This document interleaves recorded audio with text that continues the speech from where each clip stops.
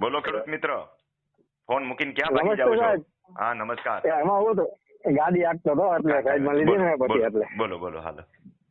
હવે મારા પિતાશ્રી આપણે યુટ્યુબમાં મૂકશું એટલે કોઈ પર્સનલ ડિટેલ નહીં આપતા. બોલો. હા 1984 માં જમીન લીધી હતી આપણે ઈ. ત્યારે મારા પિતાજી ખાતેદાર નહોતા પણ મારા દાદા ખાતેદાર હતા.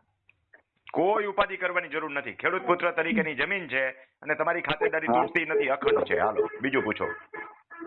એટલે એ આવ્યો પણ મેં અરજી તો કરી હતી. હા તો મળી જાય ખાતેદાર પ્રમાણપત્ર. એને રદ કર્યું છે. રિસીવ કરી કે મને પૂરતા પુરાવા નથી એવું. એનાથી પૂછી જ નથી શકાતું. ખેડૂત પુત્ર તરીકે ખરીદેલી જમીન કાયદેસરની ગણાય. અપીલ કરો એની સામે. કઢાવેલા છે. એક નહીં, આવા અનેક સર્ટિફિકેટ કઢાવેલા છે મેં. કયા તાલુકામાં છે? દાદાને કયા તાલુકામાં છે? વડોદરા તાલુકામાં. એટલે રાજકોટ પ્રાંતમાં આવ્યા હતા અહીંયા?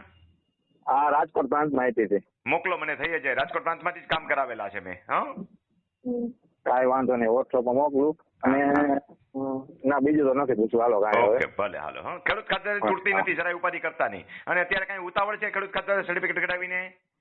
ના ઉતાવળ તો નથી. તો થોડો સમય ખમીએ જાવ. તમારો કેસ સમથો 84 નો છે એટલે 6/4/95 પહેલાની એન્ટ્રી માંગવાની નથી. એ પરિપત્ર પણ તમારી તરફેણમાં થાય. બે તમારી તરફેણમાં છે, એક વસ્તુ નહીં. બંને વસ્તુ તમારી તરફેણમાં છે. હા કદાચ 6/5/4 પરિપત્રની અમલવારી ન કરે તો પણ તમારી ખાતેદારી તૂટતી નથી. અને કદાચ એ માનો કે ખાતેદારી તૂટતી જ નથી પણ ખાતેદારી તૂટતી હોય તો પણ 6/4/95 પહેલાની તમારી એન્ટ્રી છે એટલે એ પણ તમારી ખાતેદારી તૂટતી નથી. એટલે કોઈ ઉપાધિ કરો માં, જરાય ટેન્શન નહીં લેતા. હા ભલે ભલે ભલે ભલે.